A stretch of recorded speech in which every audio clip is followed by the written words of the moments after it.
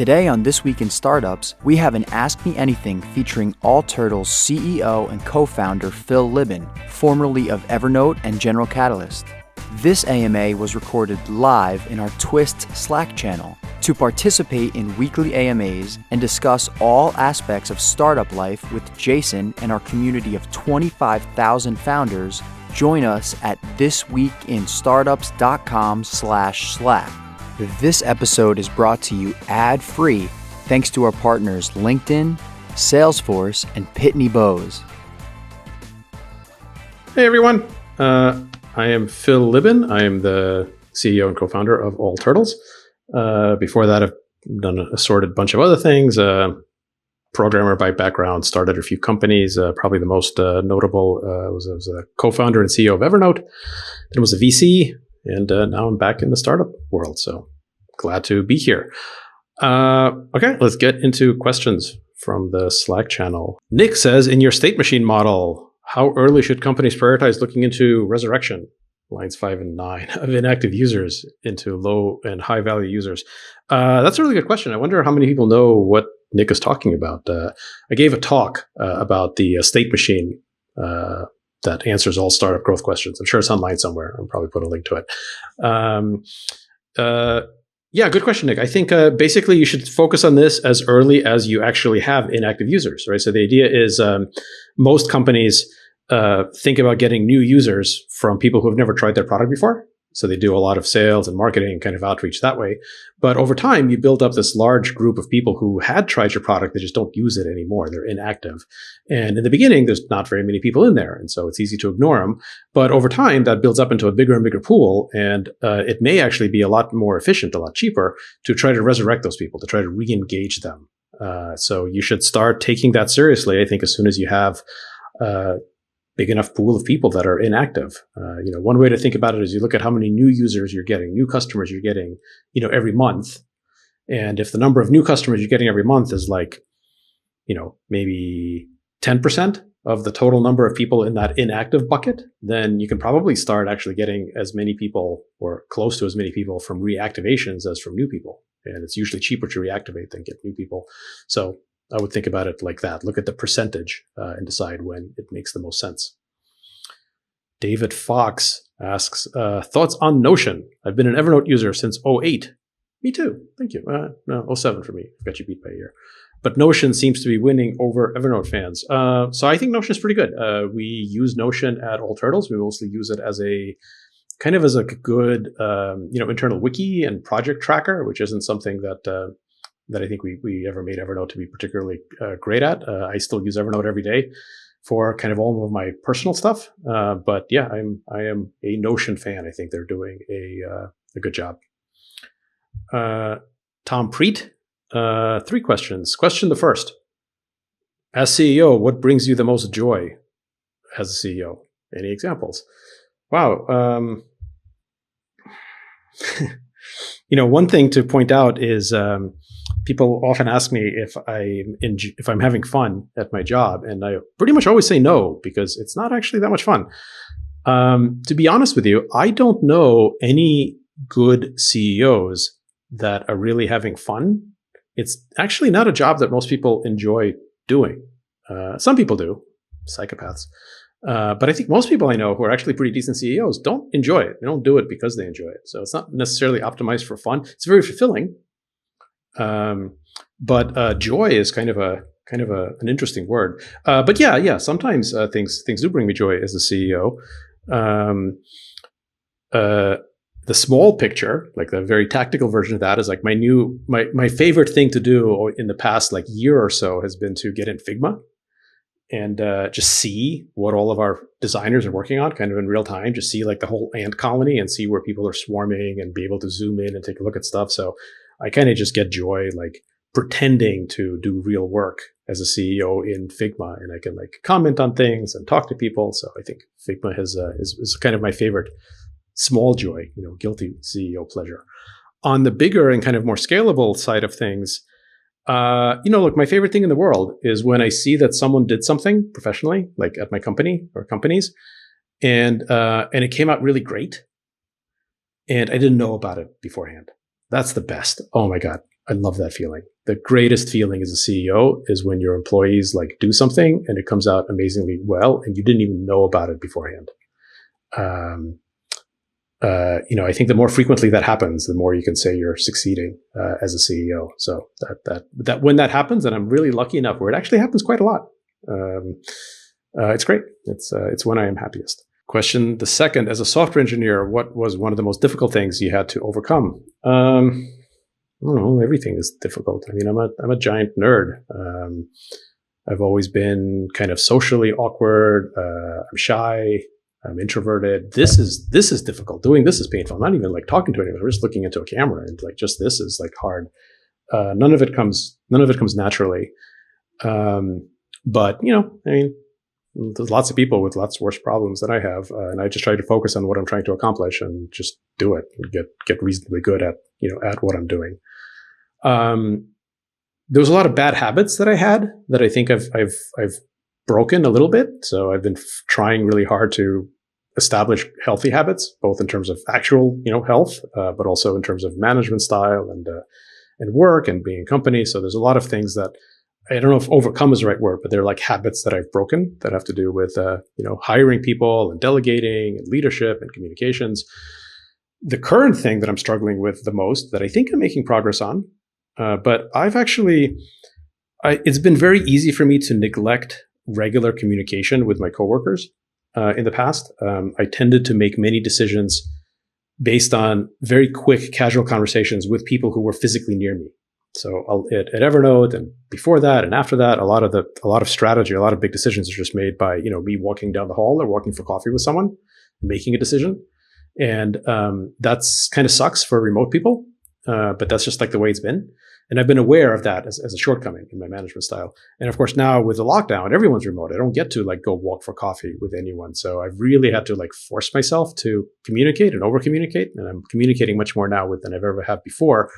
And it's hard, but it feels like actually we're a lot more productive. So I think I am better because of it. Tom's question, the third: what's one thing early founders don't think is important? What's one thing early founders don't think is as important as it really is, besides culture? Because I think I've probably given talks where I've said that culture is the most important thing. I mean, everything, right? Founders, I think, discount everything other than the thing they're great at. So the way most startups work is the founders have superpowers in something pretty narrow, and they're great at that. And they think that's the only important thing and everything else is not important. And it actually turns out that no, most of the other stuff is really important too. You just happen to suck at it. And you're not really going to scale very far if you continue with that. One example, for example, is price. Right. So at Evernote,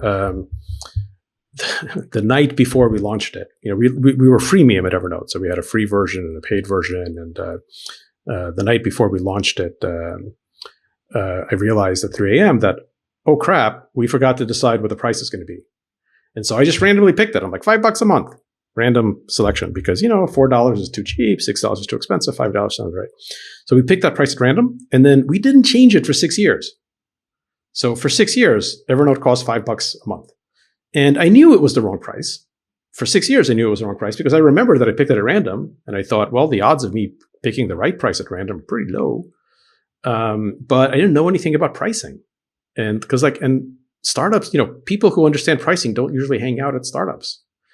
And so for 6 years, we optimized everything else. We did massive testing on every feature and everything, but the price was always $5. And then finally, like 6 years later, we were already a unicorn. We already had, hundreds of millions of users. We hired somebody who understood pricing, and they explained pricing theory to me. And I thought it'd be boring, but it's actually endlessly fascinating. And then we started doing pricing experiments, and we doubled our revenue, within I think a year or something, or 18 months, without changing the product mix, basically from just being better at pricing. So that's a good example, right? Pricing is something that most startups don't understand and therefore think is not important, but actually it's really important. Rule of thumb on this is whenever you go from not doing something to doing something half-assed, that's like an easy doubling. So if there's something that you're not doing in your startup, just going from nothing to kind of okay, not thinking about pricing to being just barely competent with pricing, easy double. And there's ample opportunities for that. Graham G asks, "Hi Phil, your talk at Scale was among the highlights of my trip. Thank you. I don't know which one exactly, but great. During the early days, pre-product market fit, do you think that more metrics are always better for founders, or would you recommend focusing on those North Star metrics that can keep founders focused on the most important business levers? Thanks. This is a good question. I've got a chart that I used to draw about this. And it kind of looks like this. So imagine at the beginning, there's a timeline in the x-axis. And the y-axis is all the way on top is 100% instinct, 100% like intuition, gut feel. And at the bottom, it's like 100% data-driven, metrics-driven. And the chart is like what percentage of your decisions as a company over time are like, how much are they just like gut-driven, like instinct-driven, vision, and how much of it is metrics-based. And what happens at most startups, most successful startups, is they start out like all the way on top. So in the beginning, you're basically doing things based on your gut feel, the founder's understanding and intuition of the customer. And that's what it takes. Like there's really no data. And if you like, before you do anything, you do a whole bunch of analysis that rarely leads to anything really good. So I really believe that in most of the things that I'm involved in, or successful things that I've been a part of or invested in the beginning, it's like, it's just vision. It's all gut. And then over time, like people are like, oh, we're not really listening to the customer. We're not making decisions based on enough data. Let's institute more metrics. Let's make the state machine. And then over time, it kind of goes down, down, down, down, down until like all of the decisions are data driven.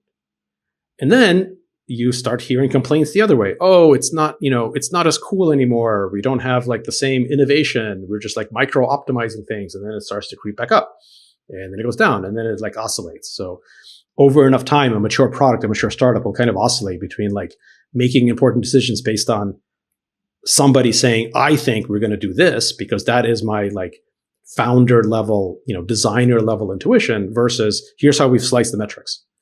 So I think at an early stage, like pre-product, my guess is actually don't overanalyze because you're just better off like having a strong opinion about this is the right way to do it. And then you do that. And then, as you get more metrics, you get more metrics. And the state machine that we've talked about a lot, I think is a good way to like know whether you've got meaningful metrics and decide what to optimize for. But in the beginning, I think it's instinct as well, as long as you understand that that's going to get you into trouble in the long term. So in the long term, you have to go to data, but then that's going to get you into trouble. So then you have to like adjust and get back into it. Craig says, how have setbacks or failures in the past changed the way you approach problems or roadblocks? What changes will you make after COVID? Setbacks or failures is like, man, that's a lot, right? There's a lot of setbacks and failures in life. I guess it's interesting to maybe define what a failure is ahead of time and like what's not a failure. So I think like a failure is like if I wasted my time, if I did something and in hindsight, I shouldn't have done it. Like I should have made a different decision. It isn't necessarily whether or not the product succeeded or something like that. It's like, did I do something that in hindsight, I'm like, well, that was stupid. And I've been lucky. That hasn't happened to me that much. Once in a while, maybe more in my personal life than my business life, but once in a while. But for the most part, like even things that haven't worked out financially, I've kind of said, yeah, like if I had to do it all over again, would I do it the same way? Yeah, I probably would. But setbacks are like constant, right? Like there's all sorts of stories about how at Evernote, we almost ran out of money and we're bailed out at 3 a.m. by an investor, phone call and lots and lots and lots of setbacks constantly. The biggest mistakes, the biggest setbacks, the biggest errors are always people related. It's always, usually it comes down to not firing someone quickly enough, right? Usually if I had to like boil everything down to its essence, if I had to boil it all down to like the number one, like most essential frequent problem, it's not separating from somebody quickly enough professionally.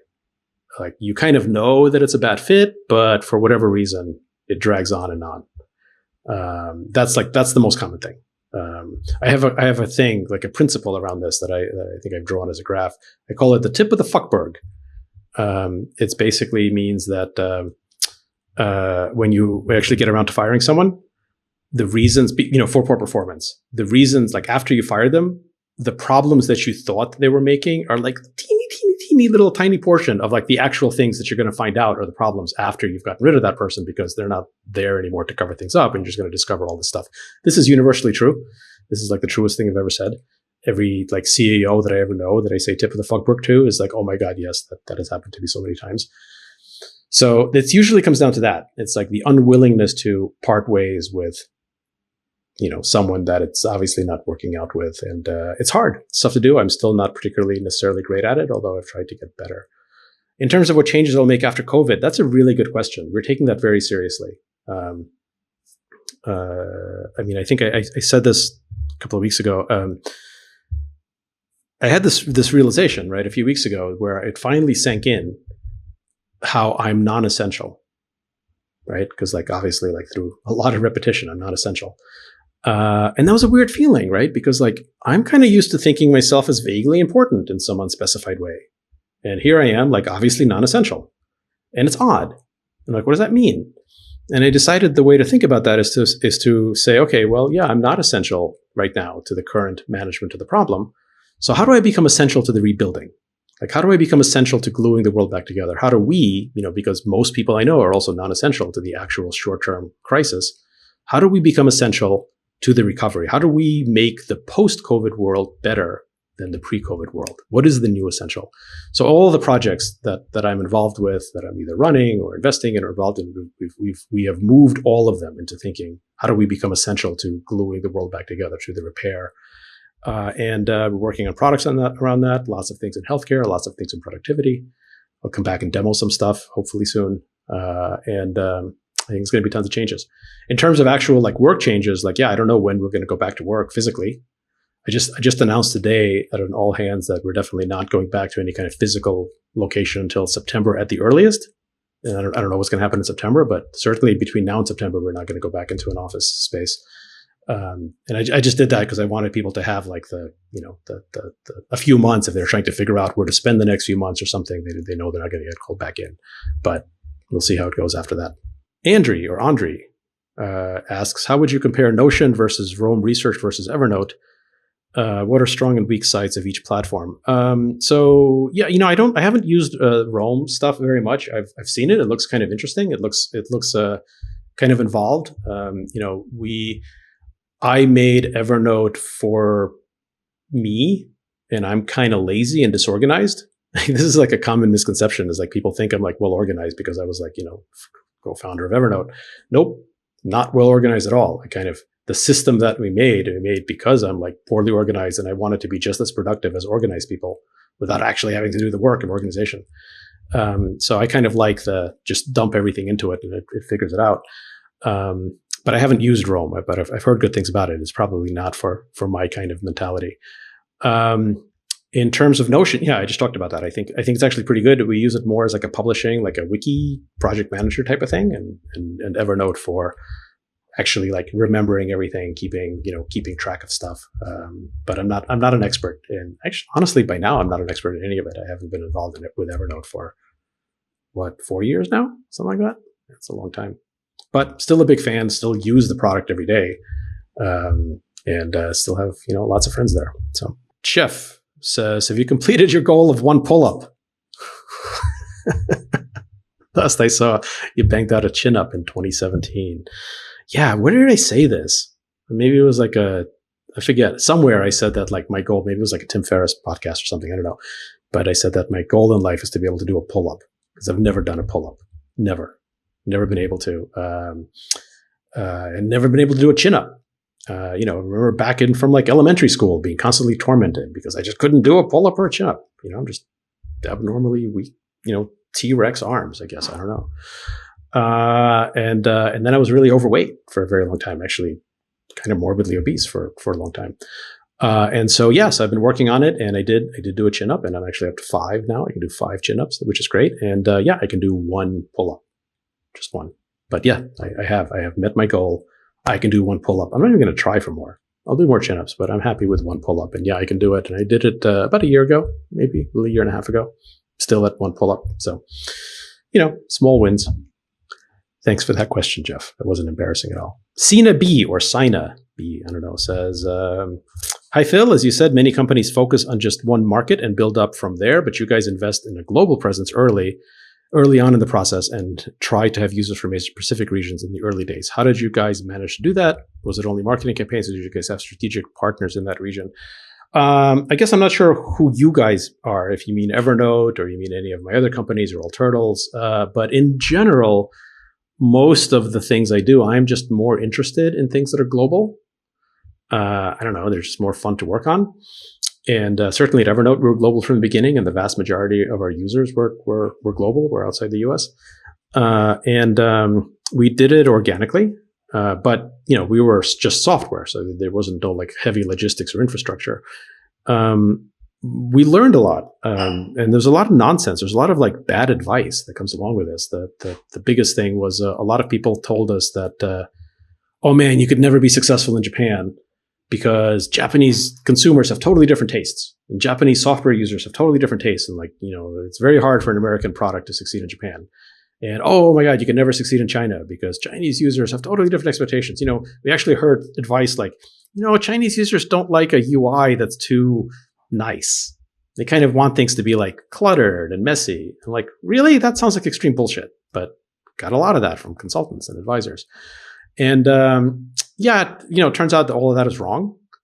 I like to think of it like this, like General Motors, right, makes a lot of cars globally. And when I'm in China, I realized that, hey man, there's a lot of GM cars in the roads here. And the GM cars in China are actually different. They're like different names, different brands. They look different from the GM cars in Europe. And the GM cars in Europe are different from the GM cars in Brazil. And the GM cars in Brazil are different from the GM cars in the US. So General Motors spends a lot of time trying to figure out what is the exact like market dynamics and what is the local taste. How do we make a car that's going to do the best in each market? Obviously spend a ton of resources on that. But BMW sells more or less the same car everywhere.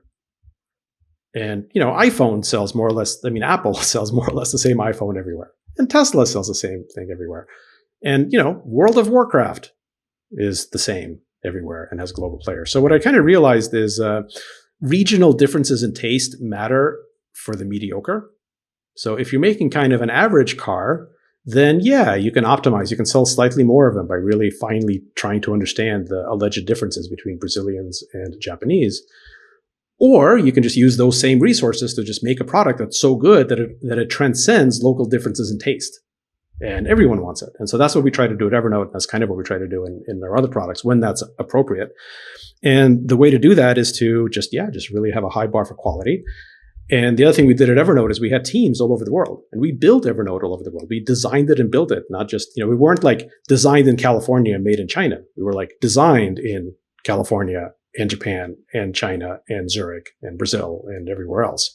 So we tried to get the best people and the best ideas for everywhere. But like our team in China wasn't trying to make Evernote for the Chinese market. It was trying to make Evernote for everyone, but using those influences and those ideas. And, we try to do that for everything now at All Turtles. It doesn't make sense for everything because some of our products, have logistics aspects. They only make sense in a certain country. But when possible, I prefer to do it globally. And actually, no, we spent very little money on marketing. Although we did take a lot of the localization very seriously. We had, very high quality, trying to understand the local culture and speak in the language correctly. Tatiana says, hello, Phil. I was really touched by your post on LinkedIn about being essential to helping overcome the crisis. Thank you. We just talked about that. Do you consider in this matter taking some mentoring as real address help? If so, I'd like the opportunity to apply for your mentoring if possible. What's the best way to assist yourself? That's very kind of you. Yeah. So I'm always happy to talk to people. One of my biggest phobias in life is I am afraid of disappointing people. It's like really difficult for me. So I am very reluctant to set expectations for what someone would get from mentoring relationship or whatever with me. Having said that, I am also I need to drink coffee every day, and I'm happy to drink coffee and have interesting discussions with people. So I am definitely happy to get together with anyone who's interested over a virtual coffee. I'll work with the folks at this AMA to kind of get my contact info. And yeah, if anyone wants to meet up for a Zoom coffee or, hopefully at some point a real coffee, I am always pleased to do that. Don't expect that to be a world-changing experience for either of us. Luke Lightning says, question, hey Phil, which products being developed at All Turtles are you most excited about? Yeah, wow, is that like asking who my favorite child is? I'm just joking, don't have any children. don't particularly like them. But I am really excited about everything we're doing, or else we wouldn't be doing them. Like literally, like the best thing about the way, like, look, many things about the way that I've set up my life are not ideal. Like I work a lot. I'm not necessarily the happiest person all the time. But there's one thing that I've managed to do, which I'm actually really proud of, which is I've managed to structure my life so that there's very little bullshit in it. Almost none. Once in a while, but almost none. I have this allergic reaction to like boredom, to bullshit, and I've managed to structure my life so that I have very few meetings where someone is just saying some random nonsense that I don't care about, or that I'm just dealing with stuff that I don't care about. So literally, like, if I'm not excited about something, I'm not going to work on it. And it's not just me. Like the team that we have is this kind of amazing team, and we really try to like have this ethos where we try to care about important things and we try to be excited about it. So there isn't, I guess the flip side to that is that there is no project at All Turtles that I'm not excited about, or else we wouldn't have started and I wouldn't be working on it. Now, it doesn't mean that I'm excited about all of them the same. There are some that I think are like more timely or something like that. We have a couple of projects around really reinventing what health is, like how to think about personal health and wellness, that I'm like super excited about.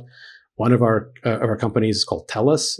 They do precision radar for elder care, which is like nuts. They're just like doing really well. It's this little magical device that you plug into a wall and it automatically figures out the health status of everyone in your room. It sees your heart beating, it sees your breathing, it sees how you're sleeping or walking, and changes in behavior. And it can be used to help elderly people stay at home longer. It's amazing, kind of world changing, and has passed all sorts of tests and trials, and they're actually selling the product. So that one is pretty amazing.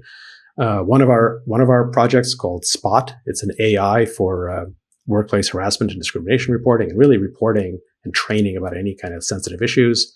It just won the Fast Company's Ideas That Changed the World 2020 award. So I'm really excited about that. I think as like in this concept of what are the new essentials, what are going to be essential to the reopening of the world? Well, one of them is going to be, how do you continue to have cultures where there's, as little discrimination and harassment and bullying as possible? And this is a big part of it. Carrot, one of our portfolio companies, is doing fertility care, and they just launched a new product because of the COVID pandemic, which is now they're helping employers help their employees who are pregnant, because it's very stressful to be pregnant right now during the coronavirus crisis. So a bunch of things that I think are the new essentials that I'm really excited about. And there's a secret project that we're hacking on right now, which is very germane, Jackson, to COVID and to working remotely and to productivity. That's just like a super lot of fun. And I hope to be at a point where I can actually demo that in a couple of weeks, but that's still a secret for now. Presh says, "Hey, Phil, big fan of your work. Thank you. What's the framework for deciding which products problems you'd like to focus on at All Turtles?"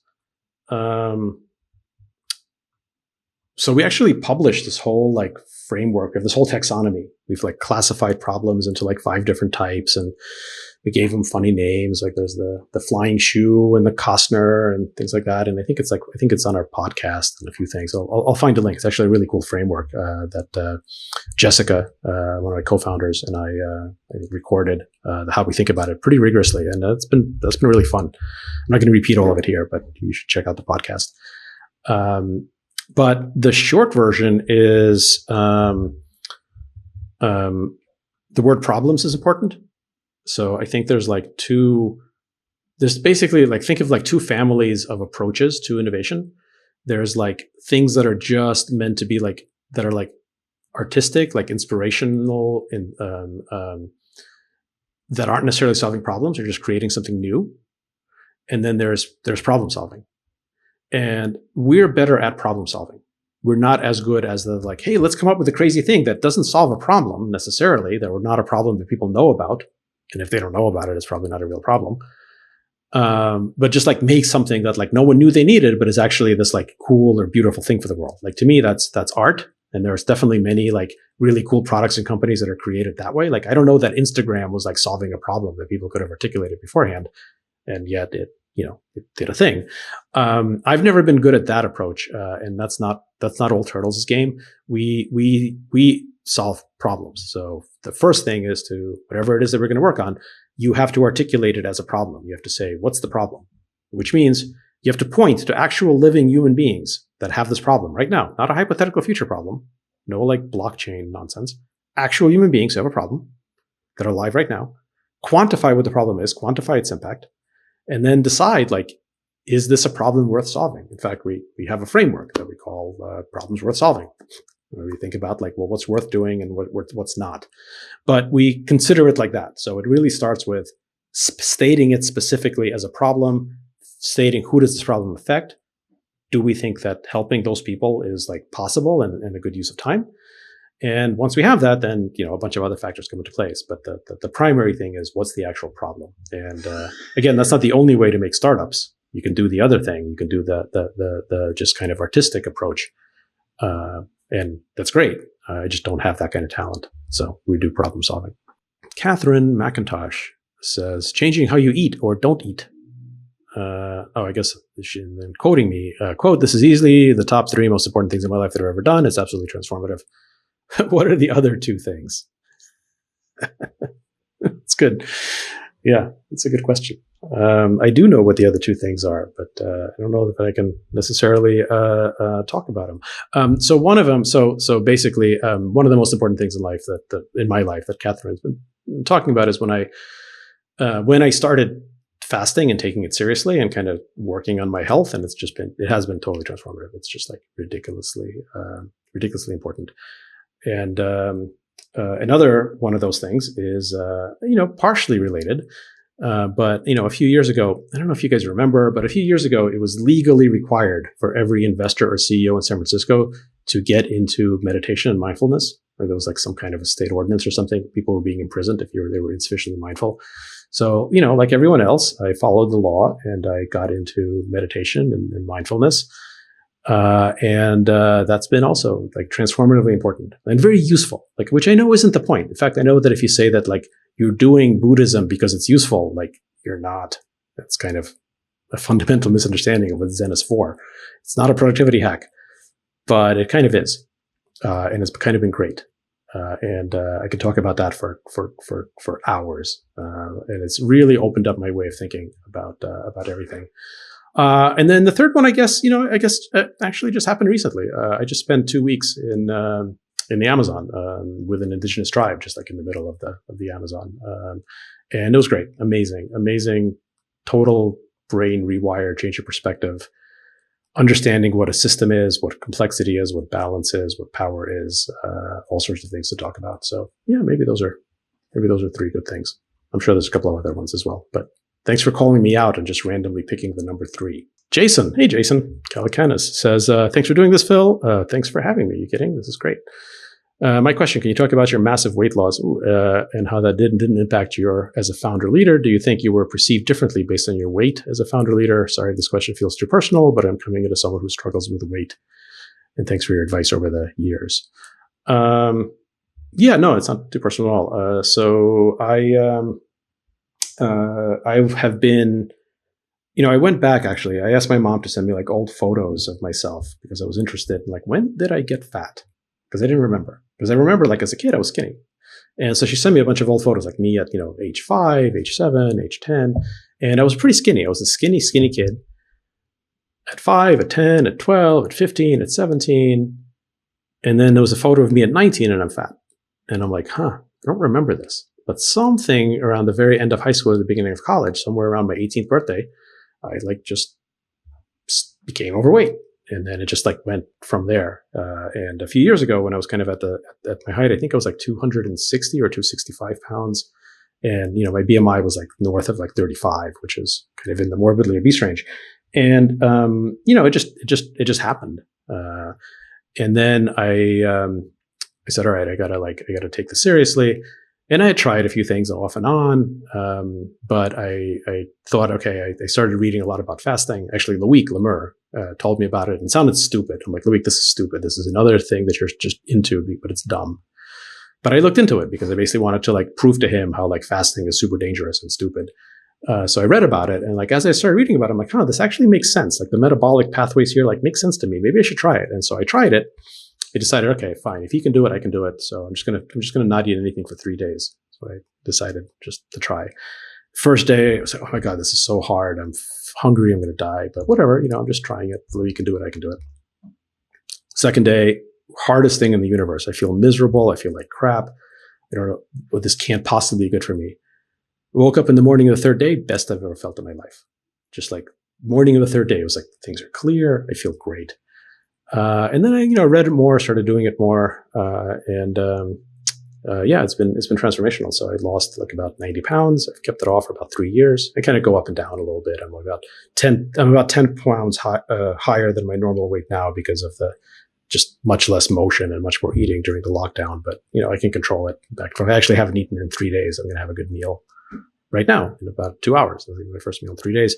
Feels great. I have not positioned myself as an expert on this. I don't give medical advice, but I know what kind of works for me. And I've done a ton of research on it, very quantified, talked to a lot of doctors, a lot of researchers. I have been incorporating that into a few of the products that we're working on, not necessarily fasting, but just some of these like core principles that are fascinating. That's actually a whole topic that I would love to talk about, with more time, about just what we've learned about health and the kind of bullshit that like most people just do incorrectly. It's totally affected me, Jason. Thanks for the question. It's totally affected me, I think, and how people perceive me.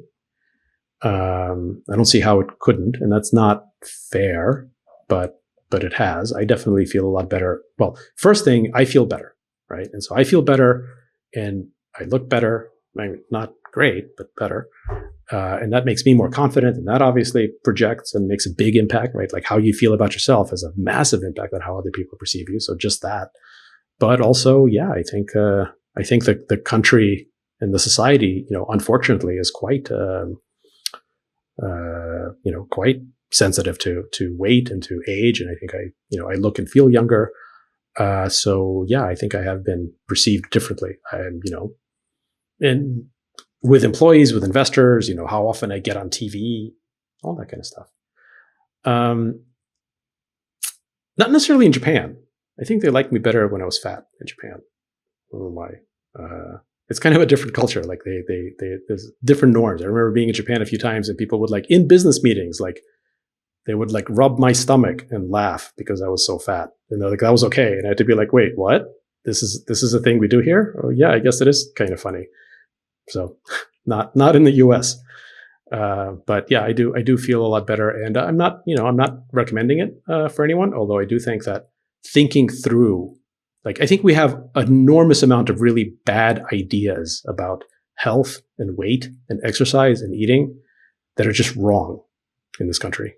And sadly, in most of the world. And I think it's interesting to like talk through them, and to see things differently. So I'm glad that's been okay for me. Alex asks, we're building a real-time platform called Answerable. It's a good name. And we're wondering what critical tipping point a platform has enough data to really derive good insights. So I talked about this at the beginning, right? Like in the beginning, at the start, it's probably not a lot of data. It's probably your intuition. And then you start getting data, and then you decide when you have good data. There's two things here. So one is a platform. The word platform is interesting. Are you really a platform? That's an interesting thing to ask yourself. I remember when I first met Bill Gates. I met him at some fancy thing when I was CEO at Evernote. I met Bill Gates, and I was introduced to him, and CEO of Evernote. And this was pretty early days at Evernote, and he had kind of heard of us, but not really. And so he said, "Oh yeah, what do you guys do again? Can you remind me?" And I said, "Yeah, we're a platform for memories, or something like that." But I used the word platform, and he's like, "You're not a platform." I'm like, well, okay, really? He's like, "Yeah, platform means that you have made something that you create more external value. You create more value to the people that build things on top of your platform than you capture yourself." So he said, like Microsoft, like Windows is a platform because the amount of value that is created by everyone building on top of Windows is much more than the value that Microsoft wound up getting from Windows. He said, Facebook's not a platform because like the amount of, if you like add up all the apps that run on top of Facebook, they're not equal or greater to what Facebook is worth. So, and he said, Evernote's not a platform. Yeah, you've got people that are building things on Evernote, but like most of that value is going to you. And I was like, man, that's kind of a dickish thing to say, but yeah, you're totally right. Like he was right about that. And it really kind of motivated me to think more about, as I'm building platforms, And I think all Turtles is a platform. But the definition for me is that there's more value created on top of it than we're capturing. So I don't know if that applies to you or not, but it's fun to think through. Not fun, the opposite thing. Kind of unpleasant and obnoxious, but true. In terms of how much data you have, yeah, I mean, look, just like Google how to do like statistical like significance and probability, and like those like relatively well established, right? Like it's not a question of like I can't tell you how many data points you need because that depends on what is your null hypothesis, what are you trying to like prove or disprove. But it's it's relatively well established, and it's surprising to me how very few investors and founders actually like remember their basic statistics. So yeah, just like Google, S tests and P tests and statistical significance, and it's pretty straightforward. But in the beginning, just like use your instinct. Alex asks, what would you suggest for a very regulated company, SEC, where user testimonials plus referrals are either straight up not allowed or require super fine inspection with regards to disclosures to avoid being sued? I don't know. I mean, I think if your primary concern in your company is to avoid being sued, I think you should have a serious think about whether or not you're doing the right thing. Like, do you want to be spending, like I wouldn't want to be spending my days, if that was my primary concern, if I'm like, shit, the thing I'm worried most about is how not to get sued and how to cover my ass, I would just be like, buys, because that just sounds stressful. Now, maybe you're doing something super important for the world and you've decided to bear that stress, right? Maybe this is a healthcare thing or something where it's like, yeah, that's just part of the game. In which case, yeah, you just, you made an explicit decision that dealing with lawsuit bullshit is just something that you have to do because it's so important, and just try to have clarity around that. But again, without more context, it'd be hard to, hard to say. But I would have a hard time working on something like that unless it was really, really, really super worthwhile for the world. And I don't mean like worthwhile in terms of making money. I mean like I would consider the price of worrying about this to be a really heavy price, and I would ask whether I really am ready to pay it. Juan Juan, it's a great name, says, I remember when Twist first started and Jason had you on the show. A better memory than I do. I remember that it happened, but I can't remember what we discussed. I remember your story when you were planning to close down Evernote, then an angel came to your rescue and gave a check the runway to success. How did that happen, and what were you feeling at the time? Yeah, this is totally right. I came within 10 minutes of having to shut down the company. I decided that I was going to shut it down the next morning. It was 3 a.m. I decided, okay, that's it. We're out of cash. I need to go to sleep, wake up, come to the office the next day, tell everyone that they are laid off. This was during the 2008 financial meltdown, the previous managing through crisis. This is the third one of these things that I've tried to manage through. And right before going to bed, I got an email and I said, I'll read one more email. And it was from this random Swedish guy who said, hi, I'm a random Swedish guy, and I just want you to know that I love Evernote. I love using it. It's changed my life. And I was like, oh, that's nice. Because, made me feel better. Because, they say if you like help one random Swedish guy, it's worth it. So that made me feel a little bit better. And then he just went on to write, so I'm just writing to see if you need any investment. And I was like, why, yes, we would like some investment. And then I stayed up instead of going to sleep. And 20 minutes later, I was on a Skype call with him. And 2 weeks later, he wired us $500,000. And we stayed alive. And then that was just enough to get us through the crisis. And then, and then after that, we raised like $300 million more, not all at once, but over the next few years. So yeah, that actually happened. That is a true story. And that's what it was. I mean, I guess the moral of the story for me is always reply to emails from Swedish people. Vitaly says, how do you estimate tech risks while investing or building a ML product? I guess machine learning, maybe. I have an MS in data science and was working in the industry for 5 years. I saw many companies fail to ship because they didn't make an algorithm to work. Building a product is hard, and ML in most cases makes it even harder. Yeah, definitely. I think this is true of AI in general. I think you got to ask, so we don't invest in or build AI companies or products, right? We solve problems, and we're looking for the most direct solution to the problem. And if the most direct solution requires machine learning, great. But it's not like we don't start with how do we use machine learning? We start with how do we solve this problem?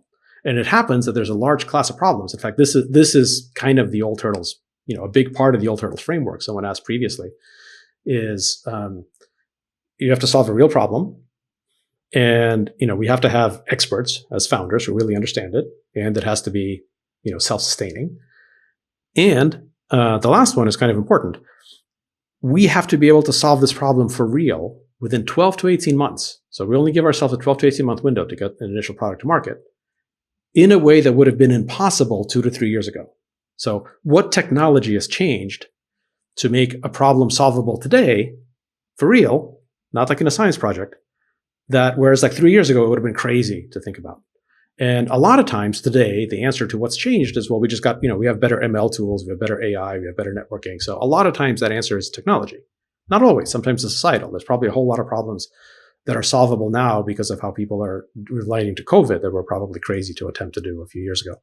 So if you start that way and you say, what's the solution? Then the risk takes care of itself, right? Because you haven't tried to stuff ML into some kind of a product. You've said, this is how I'm going to solve this problem. And it requires this exact particular step. And I'm an expert at it, or I have experts at it. So I think a lot of the companies that I've seen that have failed to do this are they're not clear exactly. It feels like they were sort of tech first. They were fetishizing the buzzword, the technology, not the problem. Having said that, you can always fail, right? Failure is always an option. One advantage of having the problem-solving mentality is we're looking for founders who understand the problem completely, whose life work has been to put a dent in this problem, who are in love with the problem and indifferent about the solution. They might have a hypothesis about the solution, but they're hopefully willing to iterate through many possible solutions to see which one solves the problem best. So if solution number one is do something with machine learning, and that doesn't solve the problem, great. What's solution number two? What's solution number three? And again, the founders are problem focused, not ML focused. So it's more scalable. Tammy asks, will remote work actually be permanent? A lot of folks I know can't wait to get back to an office. Others are happier campers than they've ever been before. I don't know. I mean, I kind of like working at home. It's fun. I avoid most people. I compulsively do math. I'm kind of living my best life. This is kind of cool. But I also know that I'm lucky because I don't have a real job. Most people can't do this. So I think remote work is going to be an aspect of being remote is going to be present forever now.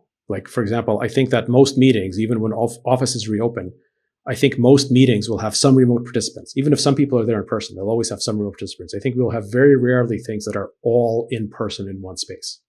I think even after the pandemic is done, certainly while the pandemic is going on, which may still be for another year or two, there will be a remote component, even if it's not all remote. And I think that changes a lot of things. And so we're working on a few things about that. And in terms of All Turtles or some of the other companies that I'm involved with, a lot of them have been remote forever. I mean, for a while. And I don't think any of them are necessarily itching to immediately get back to a physical location. So I think remote stuff, I think all remote will last for a while longer. And then even after it lifts, it'll be some remote, and that'll probably be permanent.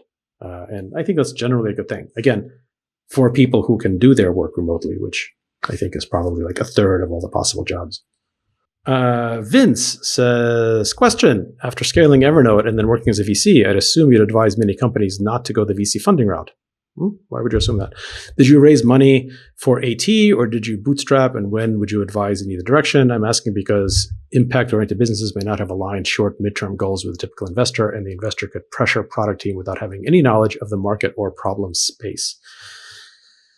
Yeah, I mean, look, I had a lot of VCs at Evernote. Sequoia was our biggest investor, and we had Morgenthaler, which is now called Canvas, and Meritech, and Cotu, and a few others. And in general, my experiences there were good. Were very good.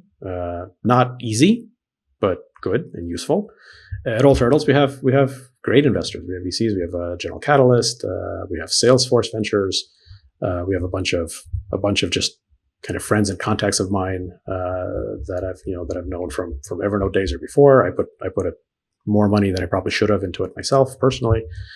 And I guess, when should you bootstrap versus raise VC money? Well, I guess the first thing is, can you bootstrap? So if you've got a few $1 million laying around or have easy access to it, then sure, why not? That's not very common, right? Most people don't have that. So I think for the vast majority of people, you kind of need outside capital. So then the question is, where are you going to get that capital from? Where are you going to get that money? And money comes from 3 different sources: debt, or equity investment, or revenue. Most startups don't have easy access to debt unless you're, running a restaurant or something, in which case, debt is maybe fine. Plus, I'm an immigrant, and I guess immigrants don't really like or understand debt. My brain doesn't really work with debt very well. So I try to avoid that when possible, although, we have some now. So it could be very useful. And so then really it's a question of investment or revenue. Both of those are expensive. One is not better than the other. They both have a cost, right? The cost of investment is you give up some ownership of your company, and you have to deal with investors, which is, you're right, they sometimes are very annoying, but sometimes not. The cost of revenue is you have to deal with customers who are always very annoying. So you have to decide which of those is better. But honestly, usually you don't have a choice, right? I have not met many businesses other than those that have been started by, third-time entrepreneurs that just have a lot of access to money that have much of a choice. Usually, if you have access to VC money, you're going to take VC money. If you have the kind of product, or maybe you're a consulting company where you have services where you can bootstrap with revenue, maybe you can do that. But, it's rarely that you have access to all of these things that you can choose. It's usually you do the thing that your business calls for. I guess I'm currently in a phase of my life where I'm very much enjoying running a self-sustaining company. All Turtles is, we're self-sustaining. We're no longer living off of investor dollars. We are, more or less profitable, some months more than others. That feels great. I've been a CEO for 23 years. Of those 23 years, my first 2, we were profitable, because my first company, we didn't know that investors existed. We didn't know there was such a thing. So we were just profitable for the first day. But then starting in about 2000, starting my second company, I learned all about VCs and investors, and then pretty much was never profitable since then. I think Evernote was profitable for 1 month when I was there. We basically got it to profitability and then raised a ton of money and hired and grew a lot. It's profitable, now, but that took, 10 years, 11 years or whatever. So in the last 20 years of being a VC, up until 2 months ago, I was profitable for 1 month. And now that AT is profitable, I think I've tripled that. So I think I've had 2 profitable months at AT, give or take. So I have increased my experience as a CEO 3-fold in the past 2 months. And it feels pretty good. It feels nice to run a profitable business. I like it. I don't know exactly how long I want to keep doing that. Maybe at some point we want to raise a bunch more money and expand again. Maybe not. But at this point, we're able to be profitable. So why not? So I think it kind of comes down to that. It's what do you need for the business? Would you be doing it anyway? And then, well, what do you have access to? Sir Charles asks, the first browser plugin I ever installed was Evernote. Me too. Thank you. It made me nervous. Me too. Was there friction for others? I don't know. I mean, do you mean for what? Privacy, that kind of stuff? We built it really correctly, so I wasn't nervous about that. And I really I liked it a lot. It was super popular. I think we were the most popular browser for a while. Maybe still are. I don't know. Well, sorry, no. The most popular browser was always ad blockers. We were the most popular non-ad blocker browser. And for a long time, it was the only browser plugin I had. I think it's still the only browser plugin I have. I think maybe now I have Zoom as well. For a while, the only browser plugin that I found to be as delightful as the Evernote browser plugin was, I forget what it was even called, but there was a plugin that basically just changed every instance of the word literally to figuratively. So whenever you were reading anything and it said literally, it would just change it to figuratively. That's it. It was it changed my life. It improved the internet immeasurably. It was figuratively mind-blowing and life-changing. All right, let's do one more because I really do have to bail. So sorry, I'm just doing this in order. Would love to answer more questions maybe if we had more time. Steph asks, hi, Phil. In the aftermath of the current sanitary crisis, can you guys Thought I had the green screen. You can't see my apartment. I wonder what is going to become the norm. Companies looking to exclusively hire local folks to create stronger bonds and minimize carbon footprints, or distributed companies with employees all across the country world. What's your take?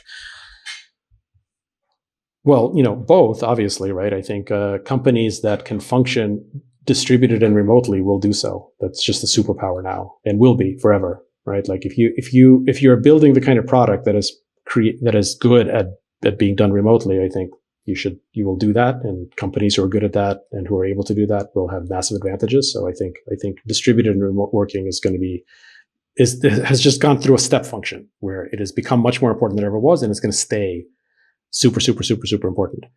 Having said that, there's lots of things that you can't do remotely. And for those, I think we need much more resilient local ties and bonds and businesses and minimizing carbon footprint and travel and all of that stuff. And I think that'll be long lasting as well. So I think for things that can be remote, they will be. I don't expect that to change. And we're betting on that. We're working on a few things. Thanks for listening to Phil Libin's Ask Me Anything. If you'd like to participate in weekly AMAs and discuss all aspects of startup life with Jason and our community of 25,000 founders, join us at thisweekinstartups.com/Slack. Thanks again to LinkedIn, Salesforce, and Pitney Bowes for making this possible.